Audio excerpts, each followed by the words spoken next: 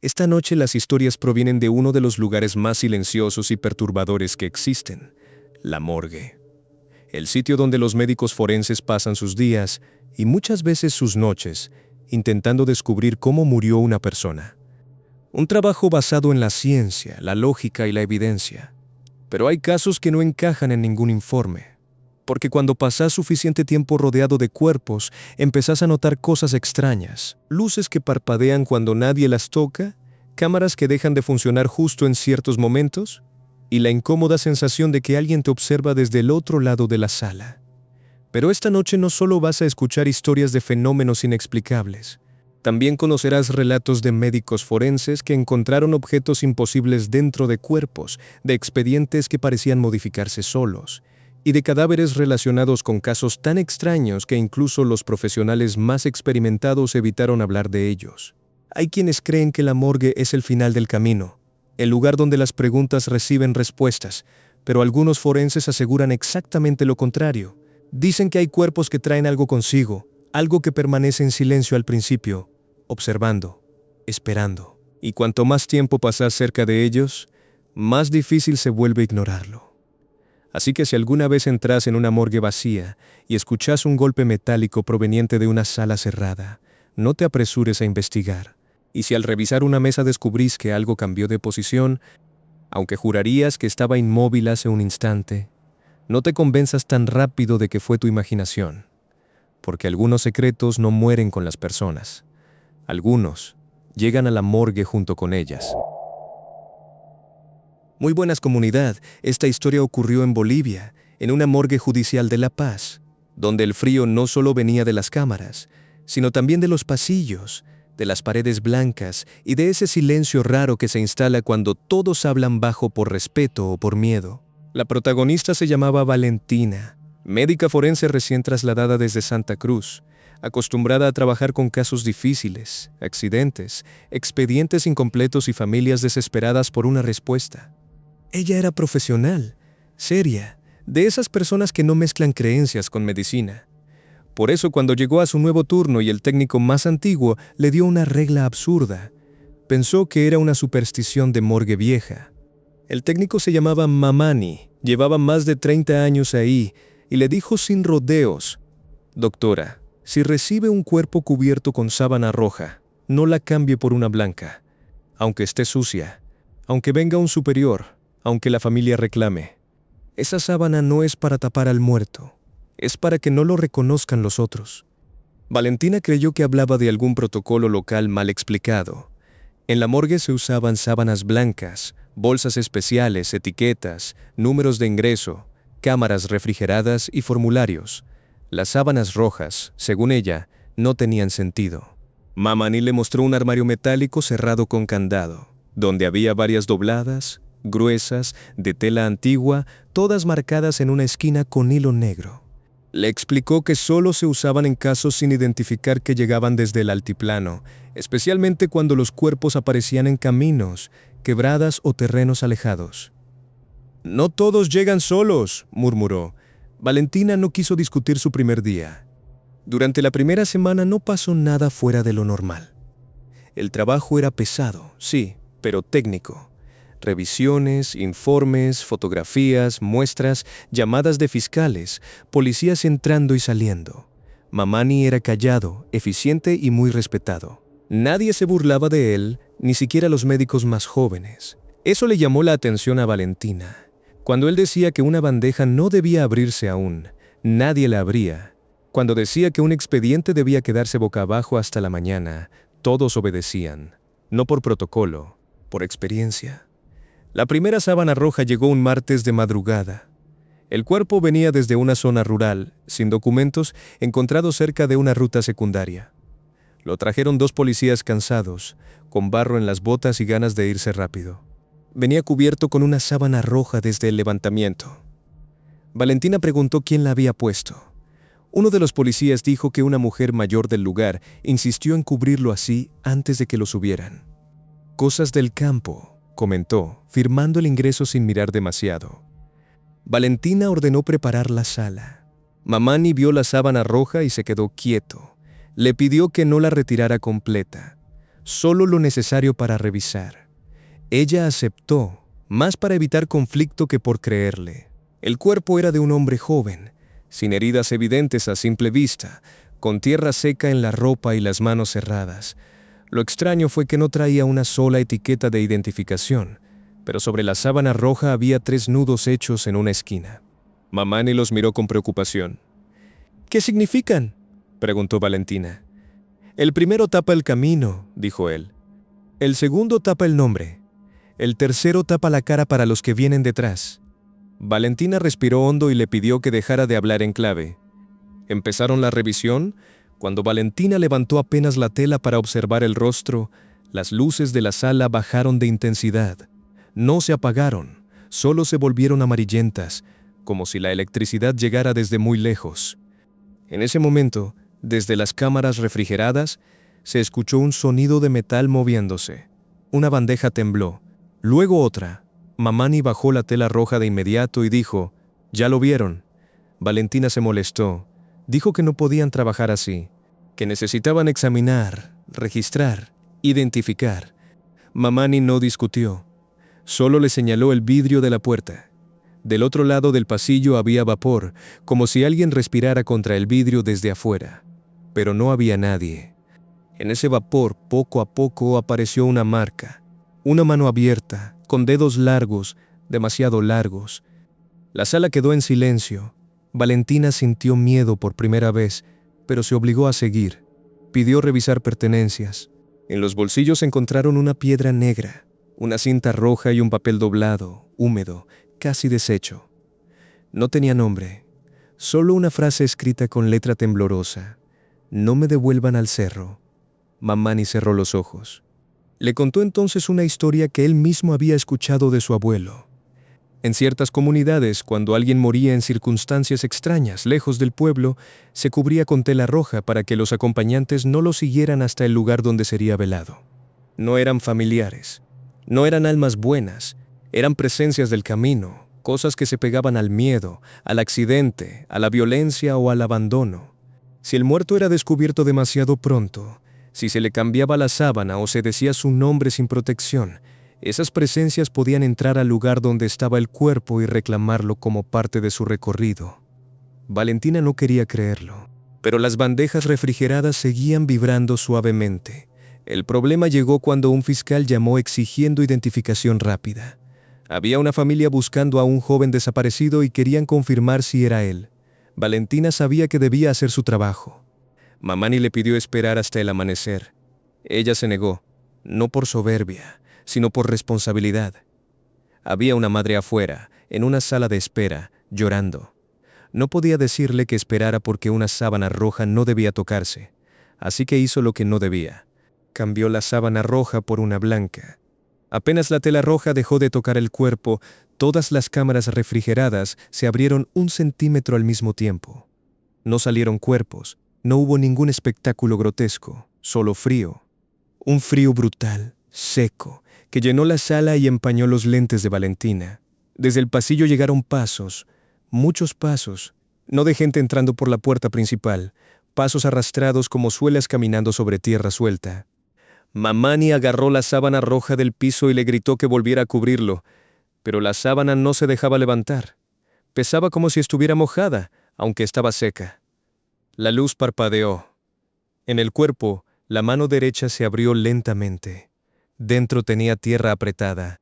Esa tierra cayó sobre la mesa metálica y formó una línea, no al azar, sino como un sendero. La línea apuntaba hacia la puerta. Desde afuera, alguien golpeó 3 veces. Mamani susurró, «No abran». Nadie había tocado la puerta desde el otro lado visible. En la sala solo estaban ellos 2. Pero el golpe volvió. Después una voz de mujer dijo en aymara algo que Valentina no entendió. Mamani sí. Se puso pálido. «Dice que ya lo encontraron», tradujo, «y que ahora falta que camine». La sábana blanca empezó a mancharse desde abajo, no con sangre, sino con polvo oscuro como ceniza de tierra. Valentina intentó cubrir el rostro, pero el cuerpo ya no parecía el mismo. No porque se moviera de manera exagerada, sino porque la expresión había cambiado. Antes estaba en paz, o al menos quieto. Ahora parecía tenso, como alguien escuchando una orden. Desde las cámaras abiertas, los otros cuerpos comenzaron a hacer ruido. No golpes fuertes, pequeños movimientos internos, etiquetas balanceándose, metal crujiendo, como si todo el lugar despertara al mismo tiempo porque algo había entrado por una puerta invisible. Mamani corrió al armario de las sábanas rojas, sacó otra y se la dio a Valentina. 3 nudos, dijo. Rápido. Ella no sabía hacerlos. Él le mostró con manos temblorosas. Uno en la esquina izquierda, otro en la derecha, otro al centro. Mientras anudaban, la voz del pasillo cambió. Ya no era una mujer. Eran muchas voces, hablando al mismo tiempo, pidiendo que lo dejaran salir, que el cerro lo esperaba, que el camino no podía quedarse incompleto. Valentina, por primera vez en su carrera, habló al cuerpo como si pudiera escucharla. «Usted no va a salir de aquí sin nombre», dijo. «No lo van a llevar sin que sepamos quién es». La sala se detuvo. Las voces bajaron. Mamani la miró sorprendido. Luego asintió. Le dijo que ese era el otro modo de cerrar un camino.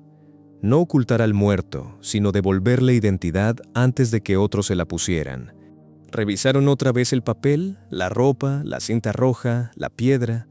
Valentina notó algo en la costura interna de la chaqueta. 2 iniciales bordadas a mano y un apellido parcial. Con eso llamaron a la familia que esperaba. La madre entró acompañada por una psicóloga. Cuando vio la tela roja, no se asustó. Al contrario, lloró más fuerte y dijo que su abuela usaba esas sábanas para proteger a los que morían lejos. Reconoció la chaqueta, reconoció la cinta, reconoció la piedra negra que era de su hijo. Se llamaba Iván Choque. Había salido a trabajar a una zona minera informal y no volvió.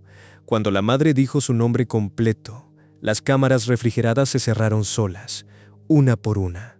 Mamani bajó la cabeza. Valentina sintió que el aire de la sala volvía a tener peso normal. La sábana roja, que antes parecía imposible de mover, ahora estaba liviana. La madre pidió quedarse un minuto. Se acercó, puso la mano sobre la tela y dijo en voz baja: «No tenés que volver al cerro. Ya te encontramos nosotros». Esa noche no hubo más ruidos. Pero al revisar las cámaras de seguridad, Valentina vio algo que nunca incluyó en ningún informe. Durante los minutos en que el cuerpo estuvo cubierto con la sábana blanca, el pasillo de la morgue apareció lleno de siluetas, no cuerpos claros, sombras de personas cubiertas de polvo, algunas con cascos, otras con mantas, otras con rostros tapados, todas mirando hacia la sala, todas esperando. Cuando la madre dijo el nombre completo de Iván, esas siluetas retrocedieron, como si una puerta se hubiera cerrado delante de ellas. El caso de Iván abrió una investigación sobre un campamento minero ilegal. Hubo preguntas, silencios, gente que no quiso declarar. Valentina no supo en qué terminó todo. Lo que sí supo fue que el cuerpo fue entregado a su familia con la sábana roja encima, tal como pidió la madre. Esta vez nadie se burló. Desde entonces Valentina dejó de tratar ciertas advertencias como ignorancia. Seguía siendo médica.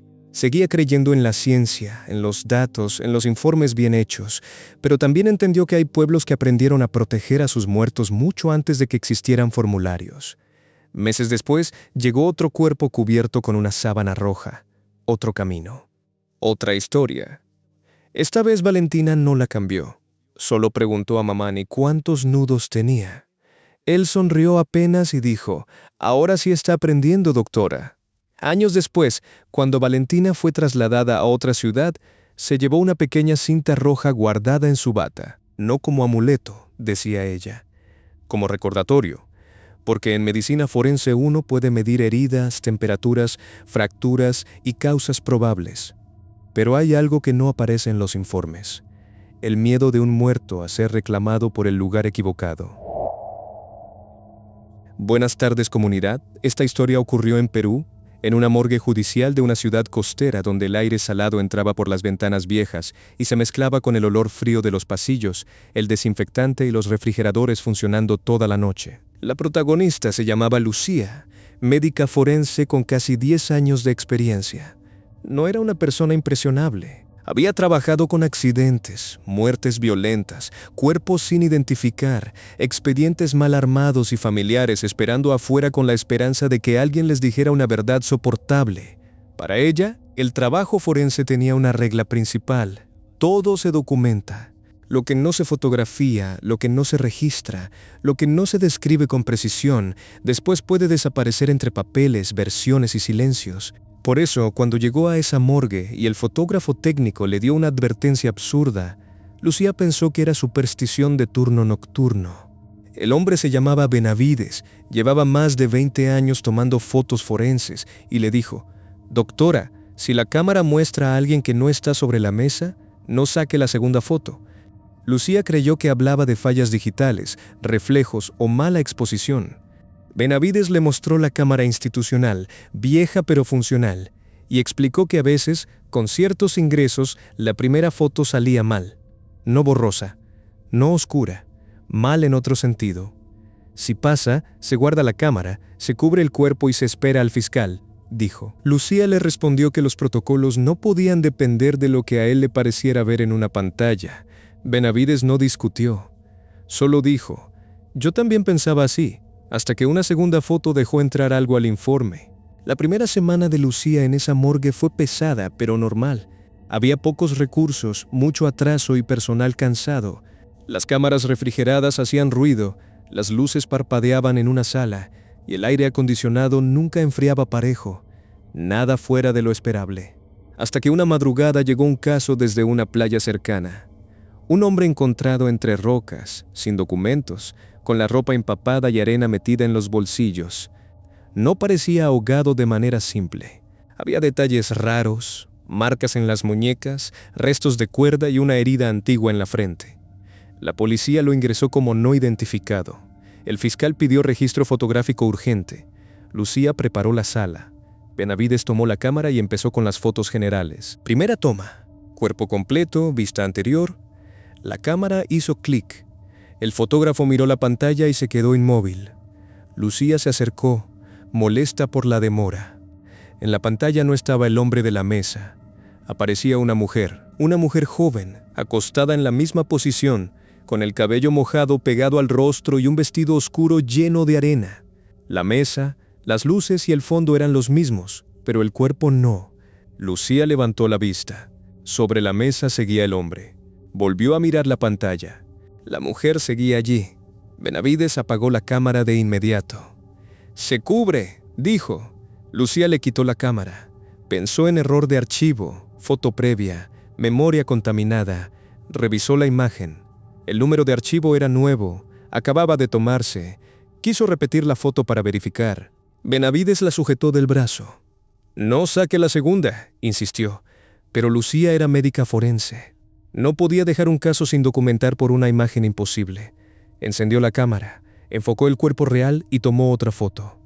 El flash iluminó la sala. Las luces se apagaron un segundo. Cuando volvieron, la cámara ya no mostraba a la mujer acostada. Mostraba la sala completa, con la mujer de pie detrás de Lucía. Lucía giró de golpe. No había nadie. Benavides retrocedió hasta la puerta. El cuerpo sobre la mesa expulsó agua por la boca. No mucha, apenas un hilo que cayó hacia la bandeja metálica. Pero el hombre no estaba fresco como para eso. Ya había pasado tiempo suficiente.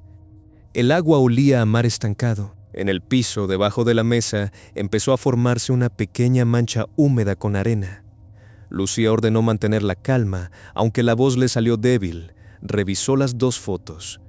En la segunda, la mujer detrás de ella miraba directo al lente. No tenía expresión de fantasma clásico. Parecía furiosa. En su mano sostenía algo, una pulsera roja rota. En ese momento, el cuerpo del hombre abrió la mano izquierda. No se movió entero. Solo la mano, que hasta entonces estaba cerrada, se aflojó. Entre los dedos había una fibra roja, mínima, atrapada bajo la uña. Benavides murmuró: «Ahora la vio». Lucía preguntó quién era la mujer. Él no sabía el nombre, pero sí conocía la historia. Años atrás, una joven desapareció en esa zona de playa. El caso fue cerrado como fuga voluntaria porque no encontraron cuerpo y porque ciertas personas influyentes presionaron para que no se investigara demasiado. La familia insistió durante años. La madre llevaba siempre una pulsera roja igual a la de su hija y decía que el mar algún día iba a devolver no solo el cuerpo, sino también al culpable. Nadie le hizo caso. Lucía miró al hombre de la mesa. El caso ya no parecía un desconocido aislado. Parecía una respuesta tardía. El problema fue que, después de la segunda foto, la morgue empezó a cambiar. No físicamente al principio. Primero fue el sonido. Desde los desagües de la sala llegó un murmullo de agua. Luego, en los pasillos, se escucharon gaviotas, aunque estaban lejos del mar y era de madrugada. Después, las bandejas metálicas comenzaron a cubrirse con una capa fina de sal. Benavides cerró la puerta y dijo que tenían que imprimir las fotos y adjuntarlas sin tomar más imágenes. Lucía se negó. Necesitaba evidencia del cuerpo real, no de una aparición. Entonces la cámara se encendió sola. En la pantalla apareció la mujer, ahora parada frente a una pared de rocas. Detrás de ella había 3 hombres jóvenes. Uno era el cuerpo de la mesa, pero vivo, más joven. Otro llevaba uniforme de seguridad privada. El tercero tenía la cara borrosa. La mujer parecía discutir. Luego la imagen cambió sola, como una secuencia de fotos que nadie había tomado. Muñecas atadas, arena, agua subiendo, una mano soltando una pulsera roja, un golpe contra la roca. Lucía sintió náuseas. La cámara estaba mostrando algo que no figuraba en ningún expediente. Benavides, pálido, dijo que eso pasaba cuando alguien fotografiaba 2 veces lo que no quería ser registrado. La primera imagen era advertencia, la segunda invitación, y ahora la mujer iba a seguir usando la cámara hasta que alguien mirara toda la historia. El cuerpo sobre la mesa volvió a expulsar agua. Esta vez más. La bandeja se llenó lo suficiente para que cayeran gotas al piso. En la humedad apareció una palabra formada con arena. 3. Lucía entendió. 3 hombres. Buscó en las pertenencias del fallecido. Tenía una billetera sin documentos, pero con una tarjeta vieja de un club privado de playa. En el reverso había iniciales. Una coincidía con una anotación del caso antiguo de la joven desaparecida, que Benavides recordaba apenas porque él había fotografiado objetos recuperados años atrás. Lucía pidió el archivo viejo. Era de madrugada, pero insistió hasta que un auxiliar trajo cajas del depósito. Al abrir el expediente de la desaparecida, la cámara tomó una foto sola. Flash. En la imagen apareció una hoja que todavía no habían sacado de la caja. Lucía la buscó. Era una declaración incompleta de un pescador que aseguraba haber visto a 3 hombres discutiendo con una mujer cerca de las rocas. La declaración estaba marcada como no concluyente y nunca se profundizó. Uno de los nombres mencionados al margen estaba tapado con corrector. La cámara volvió a encenderse. La mujer apareció en la pantalla, señalando el corrector. Lucía raspó suavemente el papel con una hoja de bisturí. Debajo apareció un apellido. No lo diré aquí, porque en la historia que contó Lucía todavía había personas vivas relacionadas con ese nombre. Pero lo importante fue que ese apellido pertenecía a alguien con influencia local, un hombre que años después había trabajado en la municipalidad y que todavía tenía contactos. En ese momento golpearon la puerta de la sala. No era personal de la morgue. Era un policía que venía a preguntar por el caso. Demasiado rápido, demasiado interesado. Dijo que el fiscal había ordenado suspender el procedimiento hasta la mañana. Lucía no le creyó. Benavides tampoco. La cámara, sobre la mesa, tomó otra foto sola. Flash. La pantalla mostró al policía de pie junto a los 3 hombres de la playa, muchos años antes. Más joven, con el mismo rostro. La sala quedó en silencio. El policía miró la pantalla y se puso blanco. Luego intentó quitar la cámara. Benavides se interpuso. El cuerpo del hombre sobre la mesa hizo algo que Lucía nunca pudo explicar médicamente. Su brazo cayó hacia un lado, golpeando la bandeja con fuerza. El sonido fue suficiente para que todos retrocedieran. Del desagüe empezó a subir agua salada. No un chorro grande, lo justo para cubrir el piso con una película brillante. En esa agua el reflejo del policía no era el de un hombre actual. Era el de un joven en la playa, arrastrando algo. Lucía llamó al fiscal desde su celular personal y puso el altavoz. Esta vez sí contestó. No sabía nada de suspender el procedimiento. El policía salió sin decir una palabra. Esa misma madrugada, Lucía hizo copias de todo. Fotos, archivos, anotaciones, pertenencias, registro de llamada. No volvió a usar la cámara.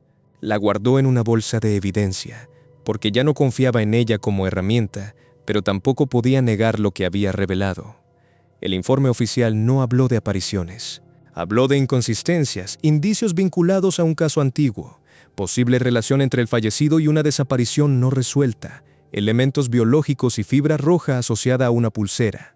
La investigación reabrió el caso de la joven desaparecida. No fue rápido. Nada de eso lo es. Pero encontraron más datos. El policía fue apartado. El hombre influyente fue citado. La familia de la joven, por primera vez en años, fue escuchada de verdad. Nunca encontraron el cuerpo de ella, pero el mar había devuelto a uno de los que estuvieron allí. Y con él, una cámara mostró lo que nadie quiso escribir.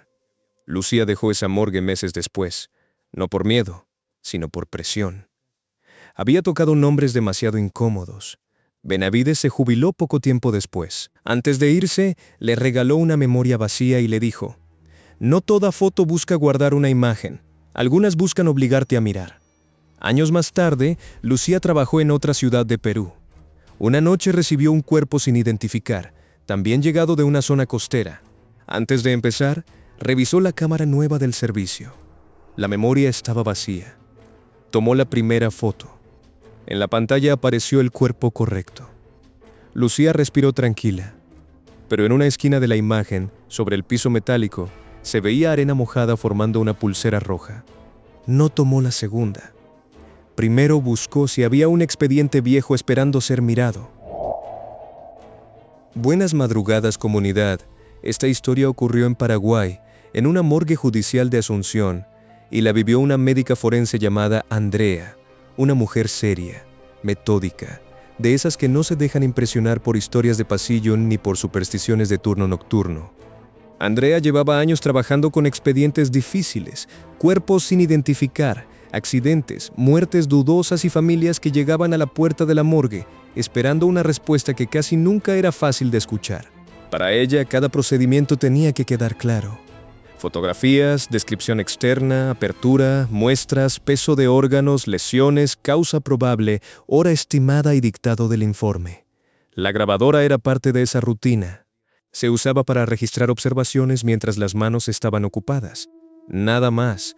Por eso, cuando el técnico más antiguo le dio una regla sobre esa grabadora, Andrea pensó que era una broma macabra. El hombre se llamaba Celestino y le dijo: «Doctora, si la grabadora empieza a dictar sola, no la apague. Déjela terminar. Si la corta, lo que está hablando busca otra boca». Andrea lo miró como se mira a alguien que acaba de decir una estupidez en un lugar demasiado serio. Le pidió que no repitiera esas cosas frente a los residentes. Celestino no se ofendió. Solo dejó la grabadora sobre la mesa metálica y respondió: «Yo tampoco creía, hasta que una voz se metió en un informe y después en un auxiliar. La sala 3 era la más vieja del edificio. Tenía azulejos claros, una lámpara grande sobre la mesa de autopsia, un desagüe que siempre olía a humedad, un armario con frascos, una balanza, guantes, instrumental y una ventana pequeña que no se abría desde hacía años. La grabadora estaba marcada con cinta negra y un número, G3. Andrea preguntó por qué no usaban una nueva. Celestino dijo que las nuevas fallaban en esa sala, que se quedaban sin batería o grababan interferencias. La G3, en cambio, siempre funcionaba. «Funciona demasiado», agregó. La primera semana fue normal. Andrea usó la grabadora varias veces sin que pasara nada. Dictaba lesiones, medidas, hallazgos, y después el audio se transcribía, todo correcto. Hasta una noche de lluvia, cuando llegó un cuerpo trasladado desde una comisaría del interior. Era un hombre joven, encontrado sin vida en una celda después de haber sido detenido por una pelea. El reporte decía probable autolesión y venía acompañado de pocas fotos, pocas explicaciones y demasiada prisa. Andrea desconfiaba de los casos que llegaban cerrados antes de abrirse. El fallecido se llamaba Darío Benítez. Tenía 32 años. Venía con marcas en las muñecas, golpes viejos y nuevos, una herida en el cuero cabelludo y varios hematomas en el torso. El policía que dejó los papeles insistió en que todo estaba claro. Andrea no respondió. Firmó recepción y esperó a que se fuera. A las 12:40 empezó el examen. Andrea encendió la grabadora y dictó como siempre: «Caso número. Masculino adulto. Identificado como Darío Benítez». El aparato registró su voz normal. Celestino preparaba instrumentos en silencio. Todo seguía el ritmo habitual hasta que Andrea revisó la zona del cuello. Había una marca que no coincidía del todo con la versión oficial. No era concluyente, pero tampoco cómoda. Andrea se inclinó para observar mejor. La grabadora hizo un clic. Andrea no había tocado nada. Una voz masculina salió del pequeño parlante, baja, ronca, como si estuviera grabada bajo agua. No fue ahí. Celestino cerró los ojos. Andrea se quedó inmóvil. Pensó que era una grabación previa, un error de archivo. Tomó el aparato, revisó la pantalla. Seguía grabando. El contador avanzaba. No estaba reproduciendo. Estaba registrando. Andrea apagó la grabadora por instinto. La lámpara parpadeó. El cuerpo sobre la mesa expulsó aire por la boca, pero el sonido no fue un suspiro. Fue una frase, apenas audible. Me cortó. Celestino le arrebató la grabadora y la encendió de nuevo. Le dije que no la apague, murmuró. Andrea, por primera vez, no lo corrigió. Durante unos segundos no pasó nada, solo el ruido de la lluvia contra el techo y el zumbido de la luz. Luego la grabadora volvió a captar la voz. No salía del parlante ahora. Se veía en la pantalla como ondas de audio activándose, aunque nadie hablaba. Celestino conectó los auriculares grandes que usaban para revisar dictados. Andrea se los puso con manos temblorosas. Escuchó respiración. Después la voz de Darío, o algo usando su voz, dijo: «No fue en la celda». Andrea sintió frío en la nuca. Le pidió a Celestino que no dijera nada. Tomó notas. No porque creyera ciegamente, sino porque el cuerpo sí mostraba inconsistencias. Y si una voz imposible coincidía con un hallazgo físico, no podía ignorar ninguna de las dos cosas. La grabadora continuó. Patio, agua, 3. Andrea revisó el cuerpo otra vez. En la ropa había tierra rojiza seca. Aunque el reporte decía que el fallecido había estado dentro de una celda limpia durante horas. Bajo una uña encontró una fibra azul. En la planta de los pies había restos de algo parecido a barro mezclado con detergente. Patio, agua, 3. No era una confesión sobrenatural, era una pista. Celestino le contó entonces la historia de la G3. Años atrás, la Sala 3 recibió el cuerpo de una mujer que murió en circunstancias dudosas. La médica que llevaba el caso dictó un informe incompleto por presión de superiores. Esa noche, la grabadora registró una voz que corregía cada omisión. Nadie le hizo caso. Al día siguiente, un auxiliar empezó a repetir frases de la fallecida durante el turno, sin recordar nada después. Desde entonces, cuando un cuerpo llegaba con algo oculto, la grabadora a veces hablaba. Y si alguien interrumpía el mensaje, la voz buscaba garganta en alguien vivo. Andrea no quería creerlo, pero la piel de sus brazos estaba erizada y la grabadora seguía encendida sola. Decidió continuar el examen con extremo cuidado. Cada vez que encontraba algo relevante, la grabadora hacía un clic suave, como aprobando. Cuando pasaba por alto una zona, la voz murmuraba una palabra. Costilla. Muñeca. Agua. Andrea revisó y encontró lesiones pequeñas que el reporte inicial no mencionaba. No eran inventos. Estaban ahí. El muerto no estaba haciendo magia para crear pruebas. Estaba obligándola a mirar donde alguien esperaba que no mirara. A la 1:30 golpearon la puerta. Era el mismo policía que había traído el cuerpo. Dijo que necesitaba una copia preliminar por orden urgente. Andrea le dijo que el procedimiento no había terminado. El hombre insistió. Su tono cambió. Ya no era pedido, era advertencia. En ese momento la grabadora habló desde la mesa, con la voz de Darío, más clara que antes. Él estaba. El policía palideció. Andrea lo miró. No dijo nada, no hacía falta. Celestino cerró la puerta desde adentro y llamó a seguridad interna. El policía se fue antes de que llegaran. La grabadora volvió a dictar. Patio 3, manguera, azul. Andrea pidió revisar las pertenencias que venían en bolsa. Entre ellas había un pedazo mínimo de plástico azul, catalogado como residuo sin relevancia. Al compararlo con la fibra bajo la uña parecía coincidir. No era suficiente para acusar a nadie, pero sí para abrir una línea. Además, la mención a Patio 3 no figuraba en ningún documento. Celestino recordó que algunas comisarías numeraban sus patios internos para cámaras y mantenimiento. Llamaron a un fiscal de turno que Andrea conocía y en quien confiaba. Le pidió formalmente que preservara cámaras del Patio 3 de esa comisaría. La voz de la grabadora bajó de intensidad, como si se alejara. Andrea pensó que había terminado. Pero entonces el aparato empezó a reproducir sonidos, no palabras. Agua corriendo, una manguera arrastrándose, un golpe contra metal, pasos, 3 hombres hablando bajo. Uno decía, «Limpia antes de que lo suban». Otro respondía, «Decí que fue en la celda». Andrea no pudo respirar bien. Celestino también lo escuchó. No era una prueba admisible por sí sola, no de la forma en que apareció, pero era suficiente para saber qué buscar. La grabadora se detuvo. En la pantalla apareció el tiempo total de audio, 13 minutos y 13 segundos. Después se apagó. La sala quedó en silencio. Andrea terminó el examen sin volver a escuchar voces. Documentó todo lo que podía sostenerse técnicamente. Lesiones incompatibles con una simple autolesión, posibles signos de agresión previa, residuos en uñas, tierra en la ropa, inconsistencias de lugar, necesidad de ampliar investigación. El informe preliminar no mencionó fantasmas, ni grabadoras hablando, ni frases imposibles. Mencionó evidencia, porque eso era lo que podía defender. Al amanecer, el fiscal ordenó revisar cámaras. No encontraron todo. Algunas, convenientemente, no funcionaban. Pero una cámara lateral sí mostró movimientos en el patio 3, horarios contradictorios y la presencia del policía que decía no haber tenido contacto con Darío después del ingreso. También encontraron una manguera azul en un depósito, lavada con apuro, pero con restos compatibles bajo una unión plástica. El caso dejó de ser probable autolesión.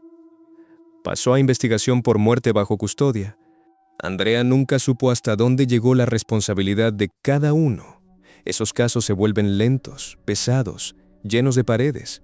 Pero al menos Darío no quedó reducido a una línea falsa en un expediente cerrado de madrugada.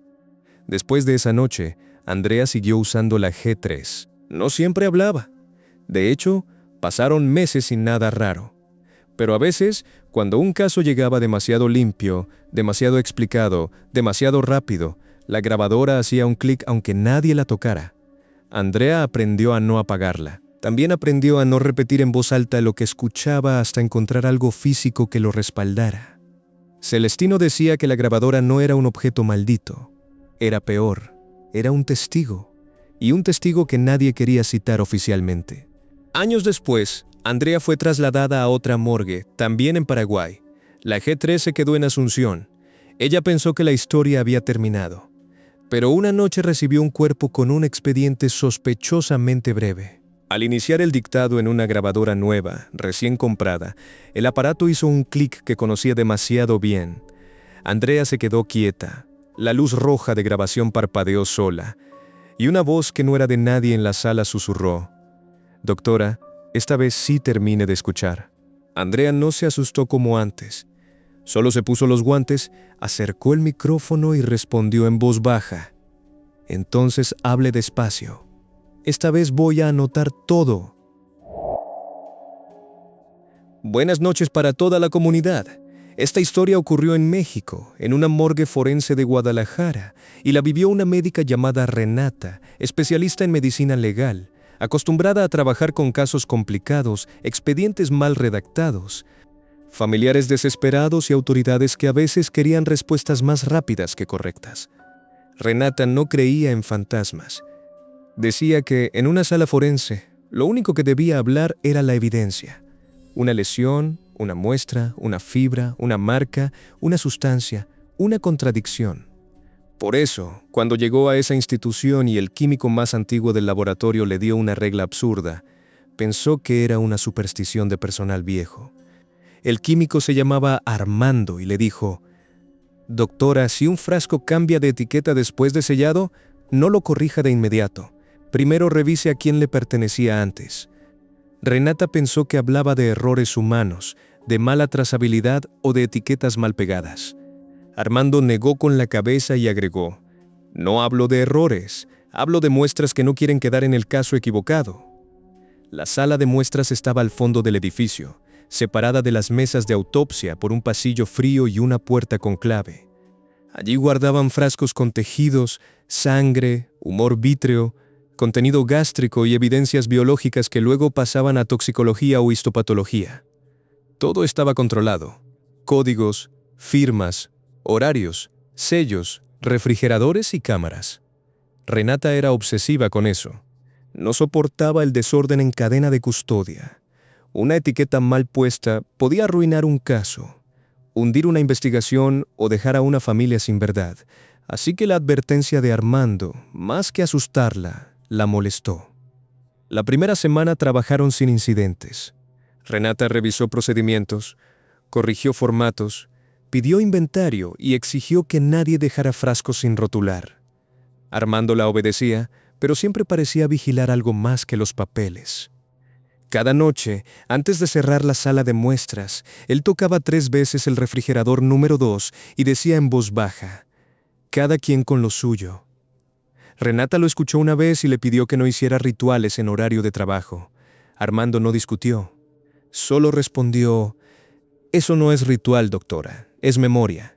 El caso que cambió todo llegó un sábado de madrugada. Era el cuerpo de una mujer joven encontrada en una casa de renta. El informe policial hablaba de sobredosis accidental. Había medicamentos en la habitación, botellas de alcohol y una declaración demasiado ordenada de la pareja, un hombre que insistía en que ella consumía por voluntad propia. La mujer se llamaba Natalia Cárdenas. Tenía 29 años. A simple vista, el caso podía cerrar como intoxicación, pero Renata notó cosas que no encajaban. Pequeños hematomas en los brazos, una marca cerca de la mandíbula, uñas quebradas y, sobre todo, una rigidez extraña en la forma en que la habían encontrado vestida, como si alguien la hubiera acomodado. Ordenó tomar muestras completas: sangre, orina, contenido gástrico, tejido hepático, humor vítreo. Todo se rotuló con código, fecha, hora y nombre. Renata firmó cada frasco. Armando los colocó en la bandeja de traslado al laboratorio. Hasta ahí, todo normal. A las 3 de la mañana, cuando Renata estaba redactando observaciones, Armando apareció en la puerta con la cara pálida. Llevaba un frasco en la mano. No lo apoyó sobre la mesa. Lo sostuvo como si pesara demasiado. «Doctora, venga a ver esto». Renata lo siguió a la sala de muestras. En la bandeja, los frascos de Natalia seguían alineados, pero uno tenía otra etiqueta. No decía Natalia Cárdenas, decía Maribel Soto. Renata se enfureció. Preguntó quién había tocado la bandeja. Armando juró que nadie. Revisaron cámaras. Nadie entró. El frasco había estado rotulado correctamente al colocarlo. En la grabación se veía la etiqueta despegarse sola, doblarse sobre sí misma y cambiar, como si otra capa de papel apareciera debajo. Renata no quiso aceptarlo. Dijo que era una etiqueta vieja mal retirada, un error de impresión, lo que fuera. Tomó el frasco para corregirlo, pero Armando le agarró la muñeca. «Primero revise a quién le pertenecía antes», dijo. Ella recordó la regla y, aunque odiaba admitirlo, buscó el nombre en el sistema. Maribel Soto había sido un caso de 3 años atrás, muerte atribuida a intoxicación voluntaria. Misma zona de la ciudad, mismo tipo de medicamentos, mismo hombre como pareja declarante. Renata sintió que algo se le cerraba en el pecho. Pidió el expediente antiguo. Estaba archivado como suicidio. Poca investigación, muestra mínima, informe rápido. La familia había reclamado inconsistencias, pero el caso se cerró. Armando miró el frasco y dijo: «No quería quedar sola en ese archivo». Renata no respondió. Ya no estaba pensando en fantasmas. Estaba pensando en patrón. Revisó la muestra que había cambiado de etiqueta. Contenido gástrico. Pidió análisis prioritario, buscando no solo medicamentos comunes, sino sustancias de administración forzada, sedantes combinados, residuos raros. Luego pidió revisar uñas y lesiones de Natalia con más detalle. La sala se enfrió de golpe. El refrigerador número 2 empezó a vibrar. Dentro no había solo muestras recientes, había frascos de casos antiguos. Uno por uno empezaron a moverse. No cayeron, no se rompieron, solo giraron lentamente hasta mostrar sus etiquetas hacia la puerta. Renata leyó nombres distintos, mujeres jóvenes, 3, 4, 5. Todas con causas cerradas como intoxicación, caída accidental, reacción adversa, muerte no violenta, algunas de años diferentes. Armando susurró: «No todas cambian, solo las que fueron guardadas donde no debían». Renata pidió todos esos expedientes. Mientras los buscaban, ocurrió algo peor. En una repisa del fondo apareció un frasco que no figuraba en el inventario. Era pequeño, antiguo, con líquido amarillento y tapa metálica oxidada.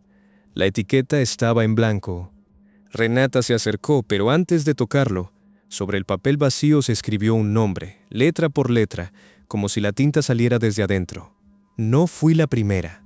No era un nombre, era una frase. El refrigerador dejó de vibrar. Armando retrocedió. Dijo que nunca había visto eso.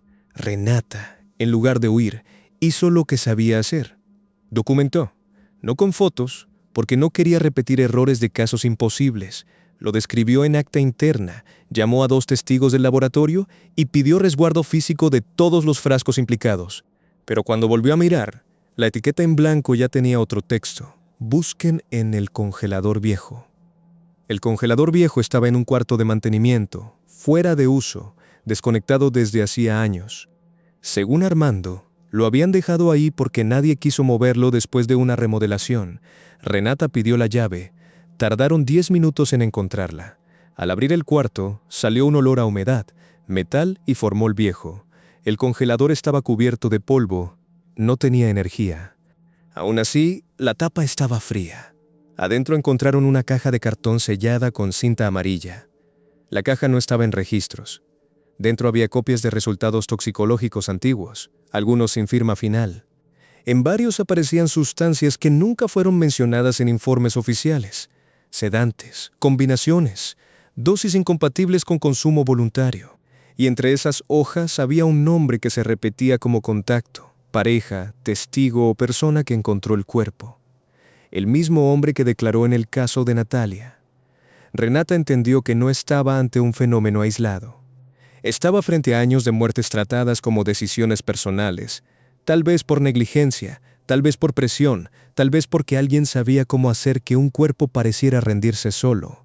En ese momento, el frasco sin inventario se quebró. No explotó. Se abrió con una grieta limpia. El líquido se derramó sobre la mesa del cuarto y formó una línea hacia los papeles. Armando intentó limpiar, pero Renata lo detuvo. El líquido rodeó un expediente en particular. Un caso de 7 años atrás. La fallecida se llamaba Laura Méndez. Tenía 24 años. En su informe, una muestra clave figuraba como contaminada y fue descartada. Su familia nunca aceptó el cierre. La etiqueta del frasco roto cambió otra vez. Ahora sí mostró un nombre. Laura Méndez. Renata sintió una tristeza fría, casi física. No era una aparición buscando asustar. Era una cadena de custodia rota intentando repararse desde donde pudiera. Muestras olvidadas, etiquetas cambiadas, frascos que no aceptaban seguir archivados bajo mentiras. Esa madrugada no hubo gritos ni figuras caminando por los pasillos. Eso lo hizo más perturbador.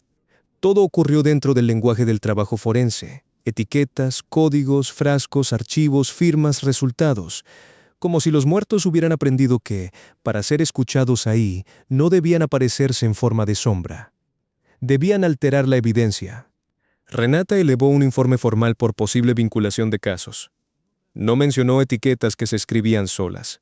Habló de inconsistencias documentales, resultados omitidos, coincidencias de testigos, patrones de sustancias y necesidad de revisión. También resguardó las muestras de Natalia con doble cadena y pidió intervención externa para evitar manipulación. La presión llegó rápido. Un superior le dijo que estaba exagerando. Un policía insinuó que no convenía abrir expedientes viejos. El hombre relacionado con los casos apareció con abogado antes de que nadie lo citara. Eso, para Renata, confirmó que iba por el camino correcto. Los análisis de Natalia revelaron combinación de sustancias y signos compatibles con administración no voluntaria. Las lesiones menores adquirieron otro valor. Las uñas contenían material epitelial. No alcanzaba para resolver todo de inmediato, pero sí para impedir que el caso se cerrara como sobredosis accidental. Luego, al revisar los expedientes antiguos, encontraron omisiones similares. No todas podían probarse después de tantos años, pero algunas sí podían reabrirse. La noche en que el fiscal aceptó acumular parte de los antecedentes, Renata volvió sola a la sala de muestras. El refrigerador número 2 estaba quieto. Los frascos ya no miraban hacia la puerta. En la bandeja de Natalia, la etiqueta que había cambiado volvió a mostrar su nombre correcto. Debajo, en una esquina mínima del papel, apareció escrita otra palabra: gracias. Renata no se lo contó a nadie. Armando sí lo vio. Tocó 3 veces el refrigerador y dijo: cada quien con lo suyo. Esta vez Renata no lo corrigió. Pasaron meses antes de que el caso avanzara. Hubo entrevistas, revisiones, peritajes complementarios y mucha resistencia. Algunas familias fueron llamadas otra vez. Algunas lloraron de rabia, otras de alivio, no porque la verdad devolviera a nadie, sino porque por fin alguien dejaba de llamar accidente a lo que nunca se sintió como tal. Renata siguió trabajando allí varios años. Desde entonces, cada vez que sellaba un frasco, decía el nombre de la persona en voz baja. No como ritual, sino como compromiso. También revisaba las etiquetas al final del turno. Si una parecía levantada, torcida o húmeda sin explicación, no la pegaba de nuevo sin pensar. Primero buscaba, primero preguntaba, primero dudaba del archivo. Años después, cuando fue trasladada a otra ciudad de México, Armando le regaló un rollo de etiquetas nuevas. Para que no se acostumbre a las viejas, le dijo. Renata lo guardó en su escritorio. Una noche, en su nueva morgue, recibió una muestra de un caso aparentemente simple. Al ir a rotularla, el rollo de etiquetas cayó solo al piso. La primera etiqueta salió pegada a la suela de su zapato. Estaba en blanco. Renata la levantó. Lentamente apareció una frase escrita con tinta negra. No me ponga donde no pertenezco. Renata cerró los ojos, respiró hondo y pidió el expediente completo antes de sellar el frasco, porque aprendió que, en medicina forense, una muestra mal etiquetada puede parecer un error pequeño. Pero para un muerto, puede ser la diferencia entre quedar perdido para siempre, o encontrar por fin el lugar exacto donde empieza la verdad.